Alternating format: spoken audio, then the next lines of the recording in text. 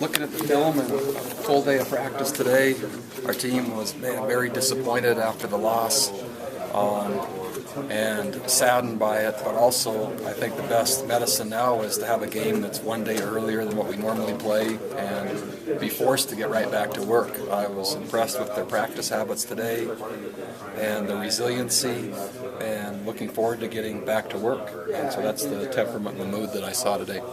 Update on Jamal, and will he play? That's a great question. He's listed as day-to-day. He's been released from the hospital. He was released Sunday, and it will go documented as a concussion slash severe stinger, but no neck or skeletal damage. And so basically he'll have to pass concussion protocol is what will happen. And that can be anywhere from 4 days to 2 weeks. Just we'll have to see. Bronco, going over film on Utah, do you try and speed that up because you have an opponent on Friday, or just the emotional?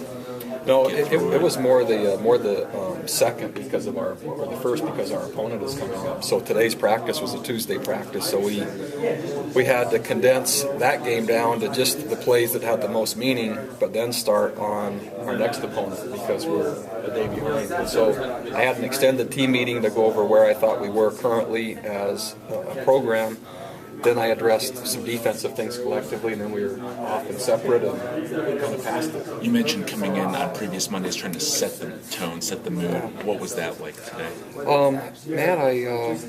What I prepared to tell the team isn't really what I told them. I stood in front of them and basically let them know that my take on the game was that our team earned more chances to score and win the game than our opponent through field position and really through short field, and we earned that chance, but didn't take advantage of those chances when we got it, and that was the difference in the game.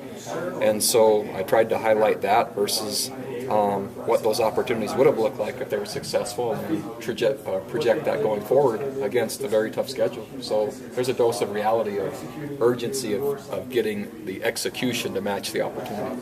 Where do you think you are currently as a program? I think we're one of the best in the country, at least if you consider top 25 consistently that. And I think we all acknowledge we've been here before at 1 and 2, and I'm not sending any flares off nor hitting the panic button. We've been 1 and 4 before, and we've yet to be excluded from a bowl game, and we always just find a way to be resilient and win because that's who our players are. And I think that we are a consistent winner, and I think that we're a program and a head coach that is expanding scheme and strategy with the hope for return to be even better than what we've been. And 3 weeks is probably not early enough to say how well that's going to work. You said this is the deepest receiving core that you've had here, yet there have been a lot of drops. What's the problem there? All I can do right now is speculate, and I think if I were to say what's influencing it, there's one thing to catch it when you have a lot of rest in between. There's another thing to catch it when you're sprinting, coming back, and things are going so fast. And so I think there's a mental resiliency and a physical conditioning that's taking its toll, is what I would say. Whether that's the reason or not, I'm not sure, but that's in thinking about it, that's what I would say. Does anything make you want to slow down in any way at this point? No, what I'm encouraging more than anything is for the pace to remain the same and the execution to catch up with it. And what I've seen is opponents wholesaling, substituting 7 or 8 guys at a time and having a hard time getting on and off the field. When we execute with that tempo, that's the vision I see of our program. It's not normal to see BYU ranked dead last in the country in pass efficiency this deep into a season. What are your thoughts on where the throw game is and how it can improve? Yeah, there's just one way to go, and that's up.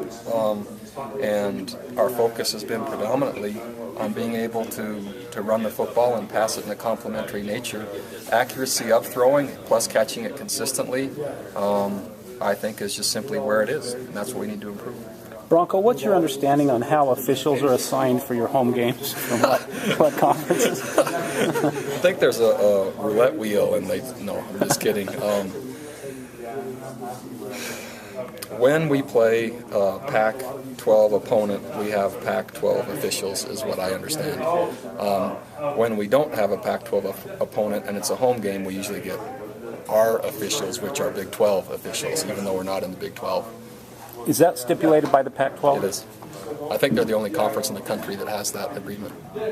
But last year in Salt Lake, you had Big 12 or CFO West, right? So it must have been a contract thing, right? Must be, but I'm beginning to an area now where as soon as I say more, I'll know I'm not exactly sure. So I've given you my best guess on what I've been told.